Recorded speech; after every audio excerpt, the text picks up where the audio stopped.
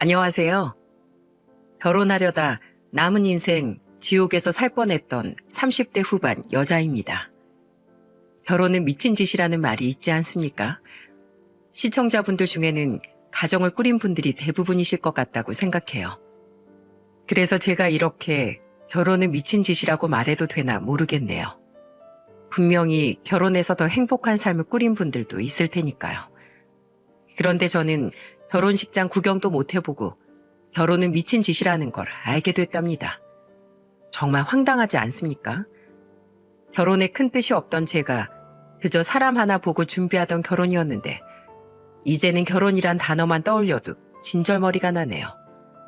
특히 평생을 같이 그려가야 하는 남자라는 인간에 대해 신뢰를 모두 잃은 상태랍니다.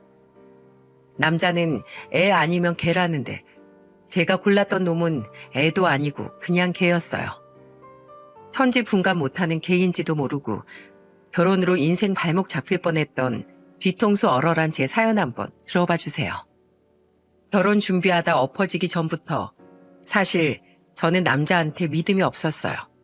이런 남자에 대한 불신의 시작은 아이러니하게도 아버지로부터 시작됐답니다. 어떻게 친아버지를 이렇게 소개할 수 있나 싶으시죠? 17살 때 아버지가 갑작스런 사고로 돌아가셨을 때 자식으로서 당연히 슬펐었죠. 눈물도 나고 몇 개 되지도 않지만 그래도 아버지와의 추억이 있으니 심적으로 힘들었어요. 하지만 살아생전에 아버지가 했던 행동만 생각하면 갑자기 당했던 사고는 하늘이 내린 벌일지도 모른다고 생각합니다. 왜냐하면 남편으로, 가장으로 할 수 있는 최악의 행동은 전부 다 했었거든요. 그래서 저희 삼남매는 틈만 나면 부부싸움하는 부모님을 보면서 컸었습니다. 심지어 틈만 나면 바람까지 피는 아버지 모습은 최악이었어요. 외도를 일삼는 아버지한테 상처받고 오열하는 엄마의 모습은 지금까지도 머리에 생생합니다. 그때 아버지는 술 없이 못 사는 알코올 중독자였는데 술만 마시면 외박을 했었어요.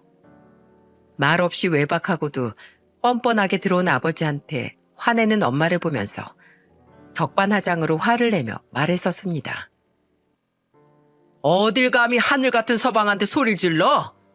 남자가 바깥일 하다 보면 술 마시고 외박할 수도 있는 거지.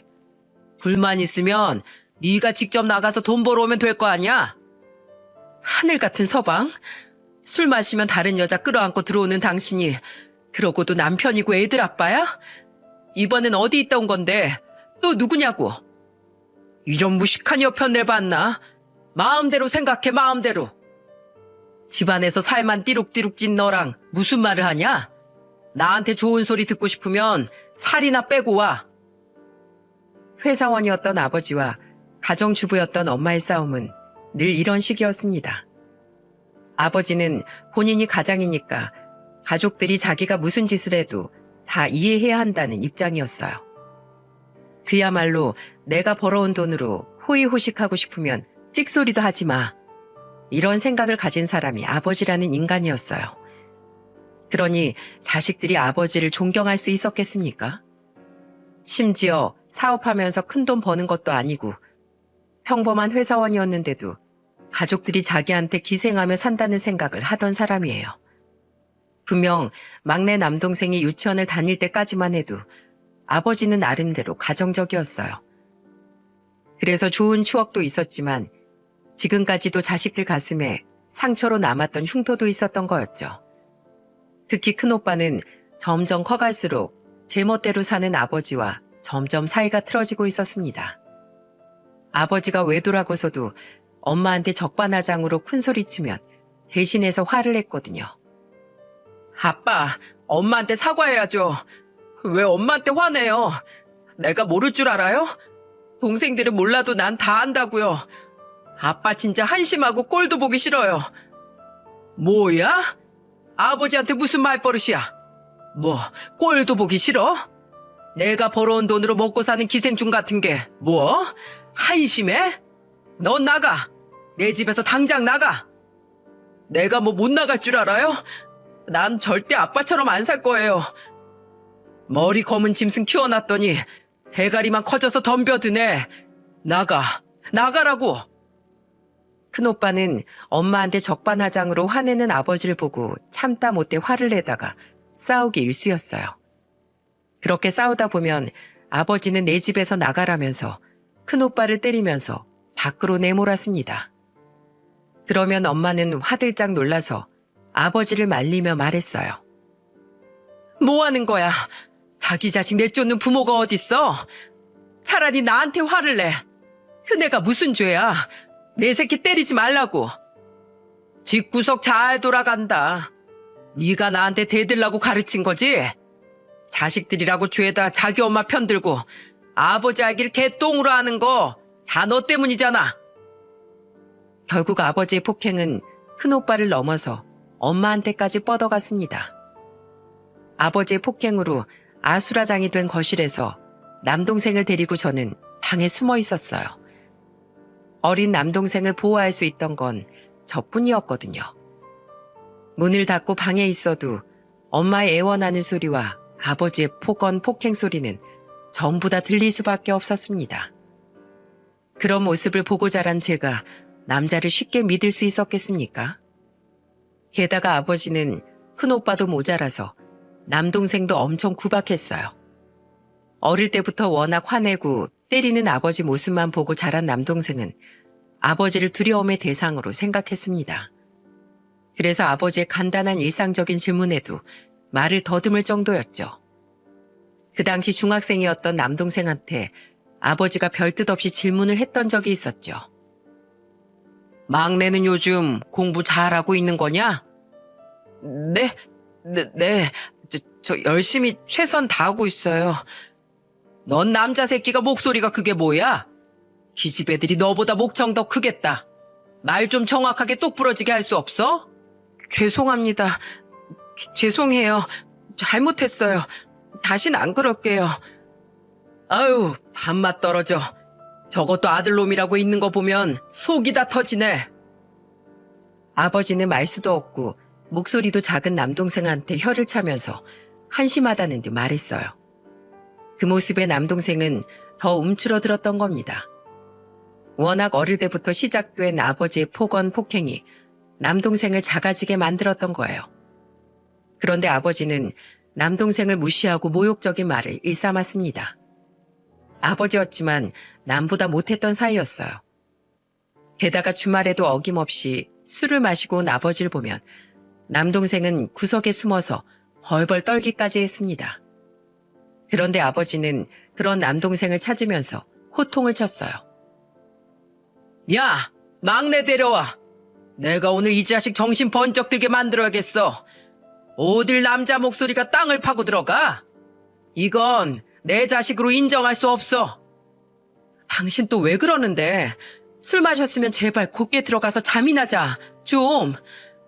내가 애들 교육 좀 하겠다는데 왜 말려? 막내 데려오라니까. 저는 정말 그런 아버지 모습이 지긋지긋했습니다. 두려움에 떨고 있는 막내를 보면 안쓰럽기까지 했어요. 그래서 남동생을 보호하고 싶은 마음에 겁도 없이 술 취한 아버지한테 화를 내면서 대들었습니다. 아빠, 그만 좀 하세요. 창피하지도 않으세요? 지금 막내 겁먹고 떨고 있잖아요. 대체 왜 자식들을 못 괴롭혀서 안달이세요? 아이 놈의 기집애가? 아버지한테 뭐하는 말버릇이야? 딸이라고 오냐오냐 하면서 키워줬더니 막 기어오르네. 화가 난 아버지가 절 향해 손을 들어 올리니까 엄마는 필사적으로 아버지를 말렸습니다. 큰오빠도 아버지를 말리려고 애를 쓰면서 말했어요. 제발 그만 좀 하세요. 아빠 이럴 때마다 집이 아니라 지옥에 있는 것 같다고요. 왜 우리 가족은 이렇게밖에 못 사는데요? 네? 대체 왜요? 돈 버는 아버지 알길 우습게 하니까 이 사단이 나지. 너희들이 날 가슴 깊이 존경한 적 있어? 날 개만도 못하게 생각하잖아. 이런 지긋지긋한 집구석 내가 나가고 말지. 아버지는 진심으로 가족들이 자신을 무시한다고 생각하는지 화를 내다가 나가버리기까지 했습니다. 술만 마시면 폭언을 일삼고 심심하면 가족들 눈을 피해 외도까지 하는 아버지를 인정할 수 있겠습니까? 지금 생각해보면 아버지도 가족들에게 못난 모습만 보여놓고 일방으로 가족들이 전부 감싸주길 바랬어요. 한 지붕 아래 살아도 서로 동상이몽으로 살다 보니까 화목한 가정이었던 기억이 거의 없었습니다. 경제권이 없던 엄마는 3남매를 혼자 키울 자신이 없어서 이혼은 꿈에도 못 꾸고 있었어요. 그래서 정말 이를 악물고 참았던 겁니다. 게다가 옛날에는 이혼하는 건 꼭 무슨 죄라도 되는 듯 생각할 때라 그런지 선뜻 용기를 낼 수 없었던 거죠. 그러다가 이제는 딸인 저까지 때리려는 걸 본 엄마는 슬슬 이혼을 다짐하기도 했어요. 그런데 가정적이지 못하고 폭력적인 아버지가 원망스럽던 어느 날, 날벼락 같은 일이 생긴 겁니다. 바로 아버지가 술을 마신 채 운전대를 잡았다가 전봇대를 들이받고 사고가 난 거예요. 엄청난 속도로 달리다 난 사고 때문에 아버지는 손을 쓸 틈도 없이 생을 마감하게 됐어요. 갑작스러운 사고에 온 가족이 놀라서 울기도 했지만 아버지 장례가 끝난 뒤 고성이 오가지 않는 집안 분위기에 모두들 편해지기 시작했어요. 심지어 큰오빠는 엄마를 위로하면서 이런 말까지 하기도 했습니다. 엄마, 우리끼리도 잘 살 수 있어요. 제가 동생들 더 잘 챙길게요. 그러니까 너무 걱정하지 마세요. 엄마 생각해줘서 고마워. 그동안 우리 아들 고생 많았지? 못난 엄마가 널 힘들게 만든 것 같아서 속상하네. 이미 지나간 일 생각하지 말고 우리 앞만 보고 살아요. 내 식구 같이 살면 못할 게 뭐가 있어요. 걱정 마세요, 엄마. 장남답게 큰오빠는 상심에 빠진 엄마를 위로하면서 듬직하게 말했어요. 그리고 정말 저와 남동생까지 살뜰하게 챙겼죠. 17살 때 아버지가 돌아가신 후 큰오빠는 저희 집에서 기둥 같은 역할을 했어요. 엄마가 식당 일을 시작하면서 늦게 들어오기 일쑤였는데 그때마다 저희가 알아서 공부할 수 있게 도와주기도 했습니다. 특히 소심한 성격이었던 남동생을 응원해주면서 자신감을 불어넣어주기도 했어요. 우리 막내 수학 성적 오른 것 좀 봐. 거 봐.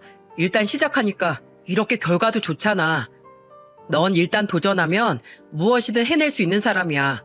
그러니까 자신감 가져. 형, 고마워. 형이 잘 알려주니까 나도 이제 수학 잘할 수 있을 것 같아. 공부를 가르쳐주면서 남동생의 성적이 크게 오르기도 했습니다. 점점 활기를 되찾는 남동생은 큰오빠를 통해서 자신감을 되찾고 있었어요. 정말 아버지 돌아가신 후 모든 게 제자리를 찾는 기분이었어요. 하지만 제가 큰오빠와 남동생을 제외하고 모든 남자들을 믿지 못하는 건 달라지지 않았습니다. 이래서 어릴 때 기억이 중요하다고 하는구나 싶을 만큼 저는 연애도 거의 안 했어요. 남들이 연애를 왜 안 하냐고 물으면 저는 장난처럼 이런 말을 할 정도였습니다. 돈 낭비, 감정 낭비, 시간 낭비하는 연애를 뭐하러 해. 남자가 아무리 나한테 잘해줘도 언제 변할지 모르는 거야. 난 일이나 하면서 내 명의로 자산이나 만들란다. 저는 정말 남자를 만나는 것보다 돈 모으고 사는 게 제일 재밌었어요. 남자는 나를 배신해도 내가 번 내 돈은 날 배신하지 않을 거라는 믿음이 있었습니다. 가정주부였던 엄마가 아버지한테 무시당하면서 사는 걸 봐서 그런지 저는 회사 일에도 적극적이었어요. 남들이 싫어하는 야근도 군말 없이 하면서 사회적인 위치도 잘 잡아가고 있었습니다. 그래서 주변 친구들 시집가서 가정을 꾸리는 동안 저는 승진하면서 오로지 제 인생만 챙기면서 지낸 겁니다.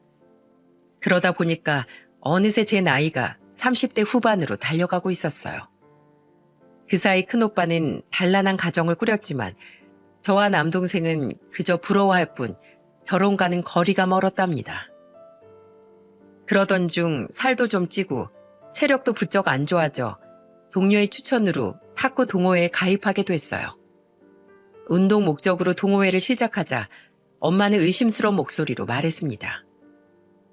그냥 정식으로 운영하는 학원을 가지 무슨 동호회야? 요즘에는 동호회에 모여서 많이 하던데 왜? 내 또래 사람들도 만나고 좋잖아. 그 사람들 뭘 믿고 친해져? 주변 평판이 어떤 사람들인 줄 알고. 내가 그랬지? 항상 사람 조심해야 된다고. 사고를 당하려면 꼭 사람 때문에 사고 나는 거야. 엄만 꼭 그렇게 말하더라. 그렇게 치면 세상에 믿을 놈이 어딨어? 믿을 놈 하나도 없어. 사람은 스스로만 믿고 살아야 하는 거야. 엄마는 사별 후 이렇게 밑도 끝도 없는 의심이 커져만 갔습니다. 아무래도 아버지와의 결혼 생활이 엄마한테 큰 영향을 미쳤던 것 같아요. 믿고 의지한 남편한테 결혼 생활 내내 시달렸으니까 충분히 그럴 수 있다고 이해가 가기도 했습니다. 하지만 이런 엄마의 의심은 지칠 때도 있었어요. 한 번은 회식이 끝나고 술을 안 마셨던 같은 팀 남자 과장님이 저를 집까지 차로 데려다 줬던 적이 있습니다. 그런데 하필 그 모습을 본 엄마는 제가 집 안에 들어오자마자 호들갑을 떨면서 소리쳤어요. 넌 그냥 택시를 타고 오지 뭐하러 회사 사람한테 차를 얻어 타고 와? 저 사람 뭐야? 엄마 왜 그래? 같은 팀인데 그럴 수도 있지. 우리 과장님 유부남이야. 엄마 무슨 생각을 하는 거야? 유부남이 무슨 천하무적이라도 된다니? 세상에 믿을 놈 없다니까. 유부남들이 뒤로 호박지 더 잘 까고 다녀. 항상 자나깨나 남자 조심해. 엄마의 말로 그만 좀 해. 내가 택시 타고 왔으면 엄마 그냥 걸어오라고 했을 거고 걸어온다고 하면 엄마 나보고 일찍 다니라고 그랬을 거 아니야. 내가 엄마를 몰라? 엄마 말대로 살면 사회생활 일절 못하고 집에만 있어야 안전하지. 내가 다 겪어봤으니까 너 걱정되는 마음이 하는 소리잖아. 왜 엄마 마음을 몰라주는 거야? 엄마는 커져가는 의심 속에 늘 저를 보면 조언을 가장한 별소리를 다 했어요. 물론 자라보고 놀란 가슴, 소뚜껑 보고 놀라는 엄마의 입장도 이해는 갔습니다. 그런데 저런 식이면 제가 뭘 할 수 있겠습니까? 게다가 그때는 같은 팀 과장님 호의도 무작정 의심하는 엄마의 모습이 참 답답하기까지 했어요. 엄마의 의심이 너무 심하니까 솔직히 선뜻 연애를 하기도 어려웠던 것 같습니다. 저보다 남자를 의심하고 못 믿는 사람이 바로 엄마였으니까요.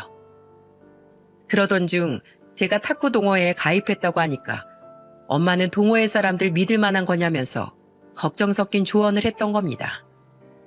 한 번은 제가 운동을 끝내고 집에 들어오자마자 엄마는 걱정 가득한 목소리로 말했어요. 탁구를 뭐 이렇게 밤 늦은 시간까지 쳐? 너 무슨 대회 나가? 그냥 적당히 치고 와. 엄마, 이제 좀 칠만해졌는데 왜 그래? 걱정 좀 하지 말라니까. 옛날보다 요즘이 더 사람 못 믿을 세상이야. 엄마가 걱정할 때 말 들어. 다 피가 되고 살이 되는 소리야. 아휴, 그만 좀 해. 엄마, 나도 성인이야. 엄마만큼 나도 다 생각이 있다고요. 넌 엄마 입장 생각해 봤어? 다 너 생각해서 내가 얼마나 노심초사하는데. 엄마의 의심은 가끔 숨이 막히기도 했습니다. 솔직히 이 정도면 병이 아닌가 싶을 정도이기도 했어요. 그래서 오죽하면 보다 못한 남동생이 엄마를 말리면서 말했습니다. 엄마, 너무 걱정 마요. 누나 가입한 동호회는 회사원들만 모인 곳이에요. 그래도 처음 본 사람들이잖아. 항상 조심해야지. 너도 누나 늦는다고 하면 전화도 한 번씩 해보고 그래. 집에서 기다리고 있는 사람이 있는 거 알면 해코지도 못해. 엄마는 별거 아닌 상황도 이렇게까지 확대 해석하면서 사셨어요. 일상생활에서 가스 검침원, 정수기 필터를 갈아주는 사람들까지도 저희 집에 한 번 오려면 엄마의 의심 가득한 눈초리를 받아야만 했어요. 외부인이 집에 오기라도 하면 엄마는 현관문을 활짝 열어놨었습니다. 어이가 없었지만 그렇게 해야 엄마는 마음이 놓인다면서 우스갯소리를 했어요. 난 집에 누가 오면 문을 못 닫겠어. 항상 대문이라도 열어놔야 마음이 놓이더라. 엄마를 누가 말려. 그냥 엄마 마음 편한 대로 해. 의심 가득한 엄마를 누가 말리겠습니까? 믿었던 남편이 외도도 모자라 폭행폭언을 일삼는 남편과 살았던 엄마의 트라우마는 깊이 남은 상태였어요. 그래도 엄마가 저렇게라도 해야 엄마가 편하다면 별 문제가 없을 거라고 생각했습니다. 하지만 엄마의 도를 넘은 걱정병이 나쁜 점만 있는 건 아니었어요. 특히 저는 엄마 덕분에 살았다고 해도 과언이 아니었거든요. 엄마가 걱정하는 와중에도 탁구 동호회는 잘 다니고 있었어요. 그리고 그곳에서 친구도 사귀고 동호회 회원들과 친하게 지내게 됐습니다. 취미 생활을 같이 하는 직장인들이다 보니 대화도 잘 통하고 훨씬 더 가까워졌죠. 서너 달쯤 다녔을 때 회원들끼리 모여 술도 한잔하기도 했어요. 그리고 그 중에서도 유독 가깝게 지낸 사람이 있었는데 말을 청산유수처럼 하는 한 남자 회원이었어요. 다 같이 모여서 대화를 하는데 한 분이 감탄을 하면서 말했죠. 어쩜 그렇게 말을 논리적으로 잘하세요? 완전 달변가 같아요. 제가 직업이 변호사예요. 그래서 그런지 사건과 결과를 나눠서 요점을 파악하게 되는 게 버릇이 됐네요. 이것도 직업병인가 봐요. 동호회 자리에서 다른 사람들과 대화도 잘하고 고민도 잘 들어주던 남자는 직업이 변호사였어요. 저도 그렇게 모인 자리에서 대화를 몇 번 해봤는데 남자가 공감 능력도 좋고 말도 잘한다 싶다고 생각했습니다. 그날 자리에서도 모여서 대화를 나누다가 둘이서 대화를 하게 된 우연한 기회가 생겼어요. 그리고 탁구 동호회 친목 모임 자리가 끝나고 집에 가려는데 집에 가는 방향이 같아서 같이 가게 됐습니다. 그렇게 집으로 가는 내내 쉴 틈 없이 수많은 대화를 나눴어요. 대화를 할수록 자상하고 청산유수처럼 말하던 남자와 급격히 친해지게 됐답니다. 그러다 보니까 둘이 같이 탁구도 치고 속 깊은 대화를 했습니다. 막연한 사이가 될 즈음 저는 아주 오랜만에 연애를 시작했어요. 완전히 다른 분야에 있던 남자친구가 멋있어 보이기도 했습니다. 게다가 전문직인데도 잘난 척하지 않고 약자를 항상 먼저 생각하는 사람이었죠. 한 달에 한 번씩 무료 법률 자문을 하기도 했거든요. 그래서 저는 주말도 쉬지 않고 자신의 지식을 나누는 남자친구한테 물어봤던 적이 있었습니다. 오빠는 주말에 쉬고 싶다는 생각 안 들어? 난 일주일 내내 일한다고 생각하면 숨 막힐 것 같아. 주말엔 좀 쉬고 싶을 텐데 오빠 대단하다. 뭐 대단한 것도 아닌데 내가 알고 있는 상식으로 누군가를 도울 수 있다고 하면 난 뿌듯해. 좋은 지식 알고만 있으면 뭐해? 모르는 사람한테 내가 알고 있는 거 나눠서 좋은 결과를 끌어내면 가치 있는 거지. 그때 남자친구가 알고 있는 걸 나눌 때 더 뜻깊다는 말을 하는 남자친구가 더 멋있어 보였습니다. 솔직히 돈으로 기부할 수도 있는데 정말 법을 몰라서 억울하게 당하는 사람들을 직접 돕는다는 게 쉬운 일이겠습니까? 게다가 주말까지 반납하면서 일한다는 게 정말 대단해 보였어요. 그렇게 8개월 정도를 연애하면서 이렇게 성실한 모습만 봤답니다. 그런데 이렇게 선한 마음으로 살던 남자친구한테 큰 시련이 닥쳐왔어요. 바로 시골에 계신 친어머니가 암으로 생사를 헤매게 된 겁니다. 한동안 남자친구는 서울과 시골집을 오고 가면서 바쁘게 지내야만 했어요. 그리고 시골에 계신 어머니를 보고 오면 잔뜩 슬픈 얼굴로 저한테 하소연하면서 말했습니다.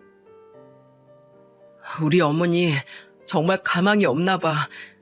엄마가 체력도 많이 떨어져 있어서 버티기도 힘들지 모른데 정말 어떡하지? 나 아직 효도도 제대로 못했는데 이대로 떠나시면 어떡해. 아니야, 괜찮을 거야. 의사가 어렵다고 해도 이겨낸 사람들도 많아. 사람들 생사는 하늘의 뜻이라고 하잖아. 우리 어머니 잘 이겨내라고 마음으로 응원해드리자. 늘 씩씩하던 사람이 무너진 모습을 보니까 저까지 마음이 아팠어요. 그래서 제 딴에는 위로한다고 노력했지만 생사를 오고 가는 어머니를 보고 온 남자친구는 좀처럼 마음을 추스르지 못했습니다. 그런데 그 상황에도 제 남자친구를 탐탁지 않게 여기던 엄마는 이런 소리를 하셨어요. 진짜 어머니가 아프신 거 맞대? 너도 그 병원 가봤어? 엄마, 의심도 정도껏 해야지. 무슨 그런 의심을 해. 세상에 가족 두고 그런 말하는 사람이 어디냐고. 말 잘하는 사람이 제일 무서운 거야. 저번에 보니까 무슨 말을 해도 능구렁이처럼 빠져나가더만. 그런 소리 할 거면 그만 좀 해. 나 엄마한테 진짜 실망했어. 그런 식으로 밑도 끝도 없는 의심은 날 위한 것도 아니고 엄마 편하자고 하는 의심이잖아. 나 이제 엄마랑 말 안 해. 저는 그때 진심으로 엄마한테 화가 났어요. 물론 엄마가 저렇게 의심하는 걸 100번 양보해서 이해를 한다 쳐도 그래도 부모가 아파서 상심에 빠진 사람을 두고 너무한 거 아닙니까? 엄마는 제가 연애라니까 남자친구를 너무 궁금해하셨어요. 그런데 평소 탐탁지 않아 하던 탁구 동호회에서 만난 남자라고 하니까 엄마는 마음에 안 들어하는 눈치였습니다. 그래서 저번에 우연한 기회에 남자친구와 엄마가 통화를 했던 적이 있었는데 엄마는 그때도 의심 가득한 목소리로 말했어요. 말을 너무 잘하는 게 좀 이상하다. 변호사라고 해도 묘하게 말투가 이상하단 말이야. 엄마가 직접 안 만나봐서 그래. 이 사람 주말에 무료 변호도 하고 얼마나 착한 사람인데 자기가 가진 지식을 나누고 사는 게 어디 쉬운 줄 알아? 나는 돈 기부하는 것보다 내 시간 써서 남을 돕는 게 더 어렵다고 생각해. 너도 너무 믿지 말고 끝까지 의심해봐. 알겠어? 30평생 따로 살던 사람 겨우 몇 개월 보고 어떻게 알아? 사람 너무 믿는 거 아니야. 엄마의 말에 저는 한 귀로 듣고 흘리면서 알겠다고 했어요. 평소에도 의심이 많은 엄마라서 또 밑도 끝도 없이 의심만 한다고 생각했던 겁니다. 그리고 제가 당장 결혼하겠다는 것도 아닌데 왜 저렇게까지 말하나 싶어 대수롭지 않게 생각했죠. 아무래도 둘 다 나이가 있어서 결혼에 대해 이야기를 하긴 했었는데 아무래도 남자친구 어머니가 아프다 보니까 쉽게 결혼은 못할 것 같았어요. 그런데 이런 제 생각을 완전히 뒤집는 일이 생긴 거예요. 남자친구 어머니가 급격히 안 좋아지면서 서울병원 중환자실로 옮겨진 거예요. 그러자 남자친구는 저한테 울먹이면서 말했습니다. 우리 엄마 이제 앞으로 한 달도 장담을 못한대. 나 같은 불효자 만나서 제대로 효도 한 번 못 받아보고 불쌍한 우리 엄마 어떡하면 좋아. 괜찮아. 괜찮을 거야. 나 엄마한테 꼭 가정 꾸리고 잘 사는 모습 보여주고 싶었는데 이제 어떡하지? 은희야, 난 정말 나쁜 놈이야. 자책하면서 오열하는 남자친구 모습에 가슴이 찢어지는 것 같았습니다. 그래도 당장 해줄 수 있는 건 위로뿐이었어요. 면회를 같이 가보려고 했지만 상태가 위독해서 보호자 외에는 면회도 어려운 상황이었습니다. 상황이 이렇게까지 악화되니까 남자친구는 저한테 심각한 목소리로 말했어요. 은희야, 나랑 결혼하자. 그동안 결혼 얘기 많이 했었잖아. 기왕 하게 된다면 나는 너랑 결혼하는 모습 어머니께 꼭 보여드리고 싶어.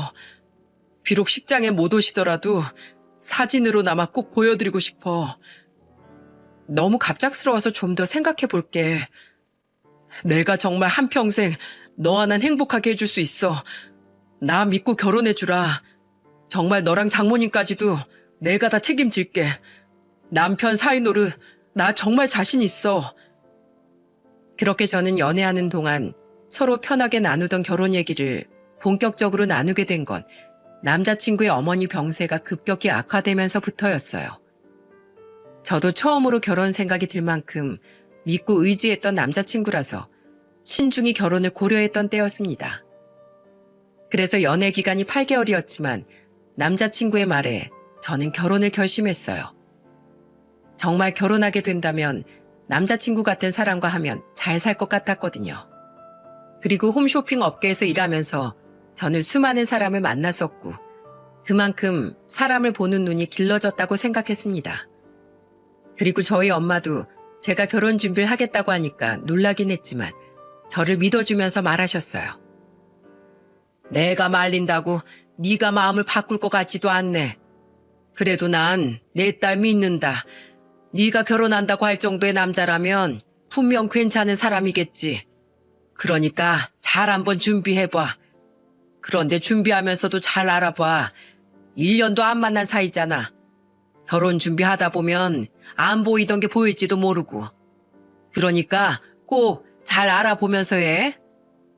엄마, 나 믿어줘서 고마워. 엄마 말 잘 새겨들을게. 난 항상 네 편이니까 아니다 싶으면 확 다 엎어버려. 알겠지? 항상 이혼보다는 파혼이 100번 나은 거야. 엄마는 제가 평생 혼자 살 거라는 말을 입에 달고 살더니 결혼까지 결심한 걸 보니까 괜찮은 사람이라고 믿는다고 하셨어요. 하지만 끝까지 신중하게 생각하라는 엄마의 말에 저는 그저 감사했어요. 그런데 며칠 뒤 엄마는 저한테 신중한 목소리로 말했습니다. 은희야, 일단 상견례 날짜부터 잡아봐. 아버지라도 만나봐야지. 일단 그 집 아버지를 보면 아들이 어떤 사람인지 80% 나와. 알겠지? 이건 꼭 엄마 말 들어. 아니, 그래도 상견례 날짜를 어떻게 빨리 잡아? 니들 결혼은 뭐 순차적으로 잡았냐? 그쪽 어머니 아파서 이렇게 된 거니까 상견례 날짜는 내가 서둘러 잡자고 했다고 해. 그렇게 엄마는 상견례를 서둘러 잡으라고 하더니 예비 시부를 제일 먼저 봐야겠다고 하셨어요. 아무래도 또 의심병이 생긴 것 같아서 저는 내심 불안했어요. 하지만 엄마 말도 일리가 있어서 저는 남자친구와 상의 끝에 상견례 날짜를 잡게 됐습니다. 그런데 그날 상견례 자리는 정말 이상한 방향으로 흘러갔어요. 남자친구와 예비 시부, 저와 엄마, 이렇게 4명이 모인 자리에서 엄마는 이상함을 감지했던 거예요. 급하게 상견례 날짜를 잡다 보니까 다 경황이 없긴 했어요. 그런데 시부 행동이 제가 봐도 좀 이상한 게 있었습니다. 엄마가 남자친구를 칭찬하면서 시부한테 넌지시 말했어요. 아드님을 참 훌륭하게 키우셨네요.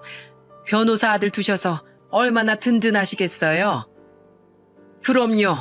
공부 잘하던 아들이 변호사가 됐을 때도 실감이 안 났는데 대형 로펌에서 일하는 걸 보니까 정말 감개무량하네요. 네? 대형 로펌이요? 아니, 3명 정도 있는 변호사 사무실에 있다고 들었는데 아닌가요? 예비 시부가 그때 남자친구가 일하는 곳을 헷갈린 건지 갑자기 이상한 말을 하는 거예요. 남자친구는 대형 로펌이 아니라 평범한 변호사 사무실에서 일하고 있었거든요. 그렇게 자랑스러워하는 아들이 일하는 곳도 모른다는 게 말이 됩니까? 그래서 저는 문득 이상한 기운을 감지했어요. 엄마가 의심스러운 얼굴로 예비 시부한테 되묻자 예비 남편이 놀란 목소리로 말했습니다. 저희 아버지가 착각을 하셨던 것 같아요. 절 너무 자랑스러워하셔서 뭘 해도 꼭 이렇게 1등으로 생각하신다니까요. 장모님 놀라셨죠? 아무리 아들이 자랑스러워도 어떻게 그런 착각을 하실 수 있어요? 남들이 보면 오해하겠어요. 아니에요. 아버지가 자주 이러시는 것도 아니고 오늘만 이러신 거예요. 걱정 마세요. 예비 시부의 말실수가 엄마의 의심병에 불을 지르고 있었어요. 그런데 시간이 갈수록 부자 사이가 어딘가 이상했습니다. 예비 시부가 말실수를 한 이후 둘이 같이 담배 피고 온다면서 나갔는데 그 후부터 어딘가 이상했어요. 급기야 예비 시부는 계속해서 예비 남편 눈치를 보는 것처럼 보였습니다. 저랑 엄마가 가장 놀랐던 건 대화를 하던 도중에 예비 남편이 예비 시부를 보면서 장난스럽게 질문하면서 생겼어요. 아버지, 저 어릴 때도 성적 조금만 오르면 우리 아들이 1등이라고 말하고 다니셨잖아요. 그래서 진짜 1등 했던 집에서 쫓아왔던 거 기억나세요? 그랬었죠. 맞아요. 우리 아들이 1등이라고, 세계 최고라고 내가 그랬었습니다. 어색한 목소리로 대답하던 예비 시부가 갑자기 존댓말을 하는 거예요. 그때 엄마가 놀란 목소리로 예비 시부를 보면서 물었어요. 지금 존댓말 하신 거예요? 아들 말에 누가 존대를 해요? 예? 아이고, 제가 존대를 했습니까? 상견례는 처음이라서 제가 당황한 것 같습니다. 아들 장가 보내기 힘드네요.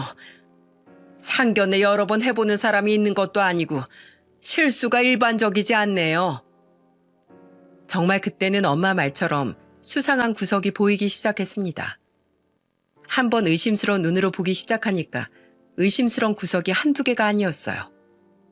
심지어 수상한 건 상견례 자리가 끝날 무렵 예비 시부는 술을 좀 마시고 취기 있는 목소리로 말했습니다.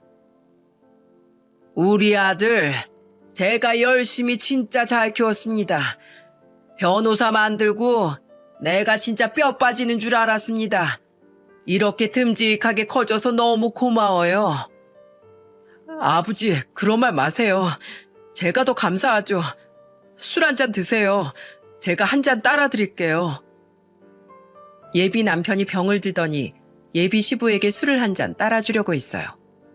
그런데 예비 시부 행동이 어땠는 줄 아십니까? 세상에, 아들이 술을 따라주는데 두 손으로 술잔을 잡는 거예요. 이게 말이 됩니까? 시청자 여러분들, 아버지가 아들이 주는 술을 두 손으로 받는 거 본 적 있으신가요? 바로 이 모습이 결정타였어요. 두 사람은 술이 좀 올라서 그런지 이상한 걸 몰랐는지 그 순간을 아무렇지 않게 넘어가더군요. 그렇게 엄마와 저는 서로 눈빛을 주고받고 상견례 자리에서 황급히 일어나려고 했어요. 엄마는 그때 예비 시부를 보면서 넌지시 말했습니다. 사돈이 훌륭하게 키워주신 아들을 사위로 맞이해서 참 영광이에요. 오늘 이렇게 만나 뵙게 되니까 저도 이제야 마음이 놓이네요. 이제 거의 대화도 끝난 것 같은데 슬슬 일어날까요? 네네, 그러시죠. 집사람이 있었으면 좋았을 텐데 제가 워낙 말주변이 없어서 죄송합니다. 아닙니다. 이렇게 대화하니까 더 잘 알 수 있는 시간이었어요.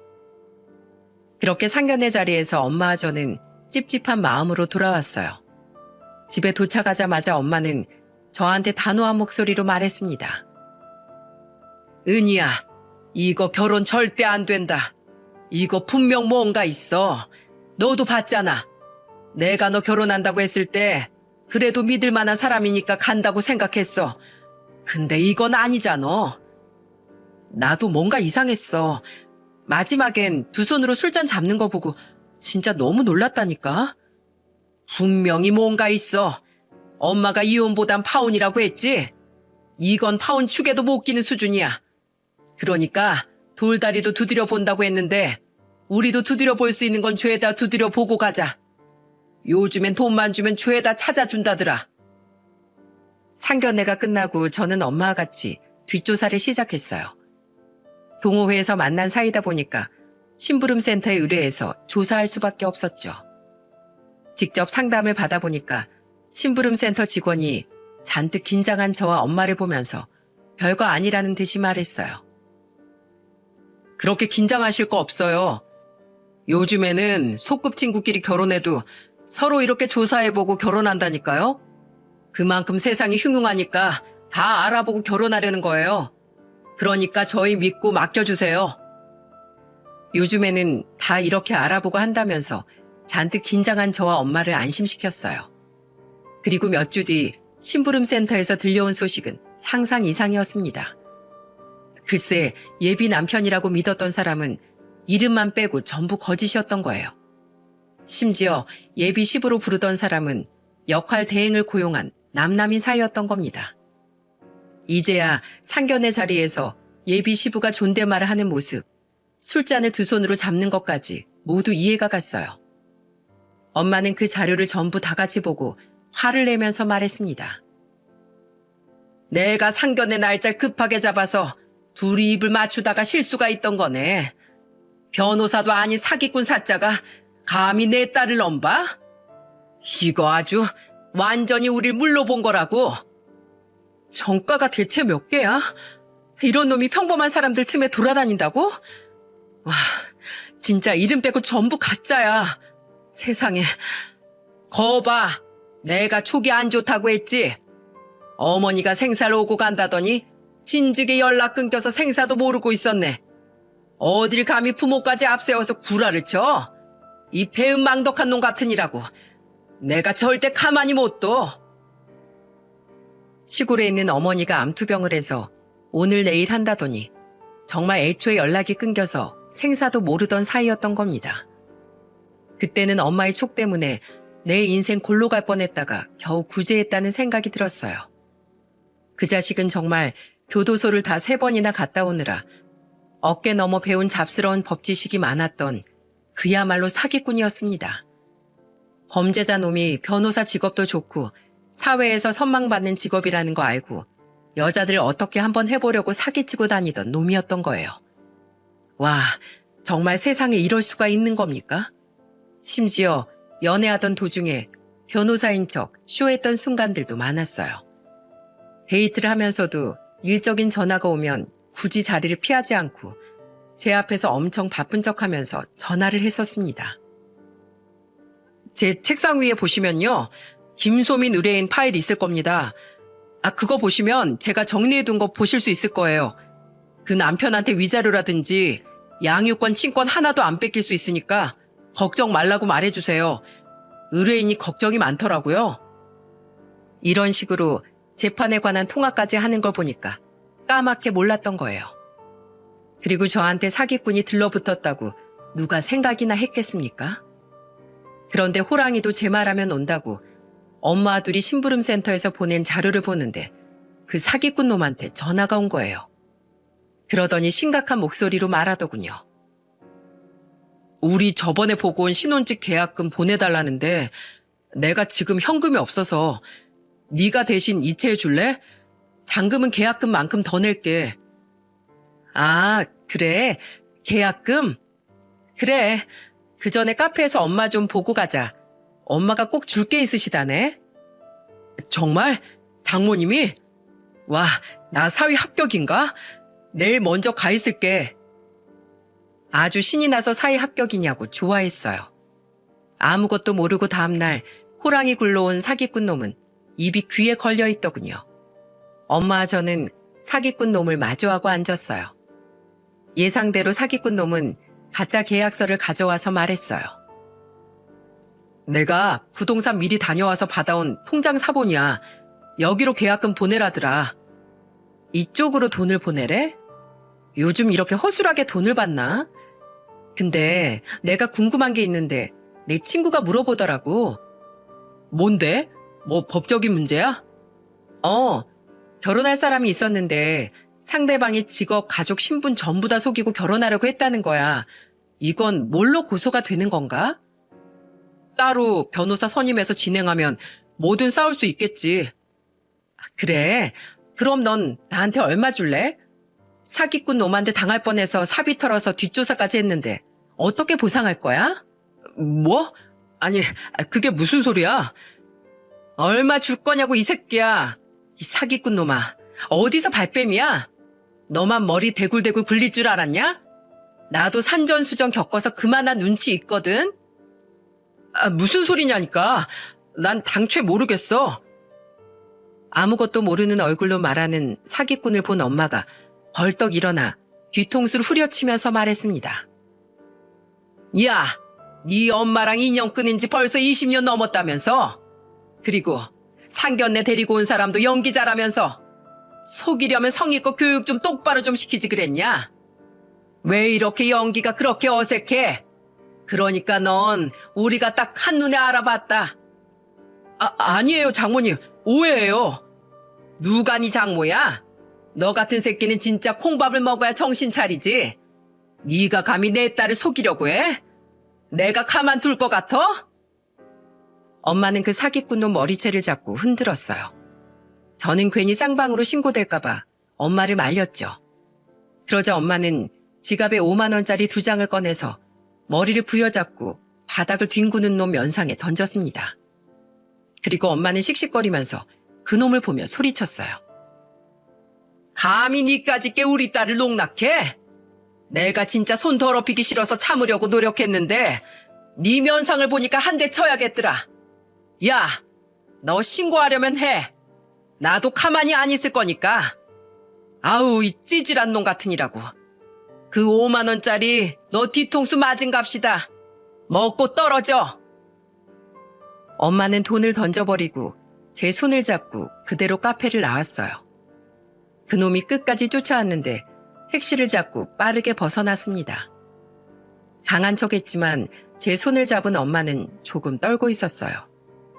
저는 정말로 인생을 잘 살았다고 생각을 하고 사람을 잘 본다고 생각했습니다. 하지만 내가 아직 사람을 잘 모르고 성견 지명도 부족하다는 걸 알게 됐죠. 저는 조금 떨고 있는 엄마 손을 더 꽉 잡아줬습니다. 옛날에는 의심부터 하는 법 때문에 정말 싫을 때도 많았는데 엄마의 촉 덕분에 제가 살았다고 생각하니까 정말 다행이었어요. 그리고 저는 사기꾼 놈한테 정신적인 위자료 소송까지 하고 싶었지만 엄마는 저를 말리면서 말했습니다. 돈도 없는 찌질한 놈이야. 신용 불량에 더 나올 것도 없는 놈 괜히 자극하지 말자.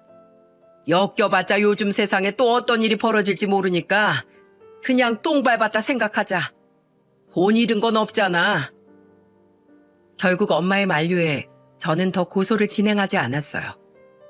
저도 그런 엄마의 말에 동의해서 그저 제 연락처를 바꾸는데 그쳤습니다.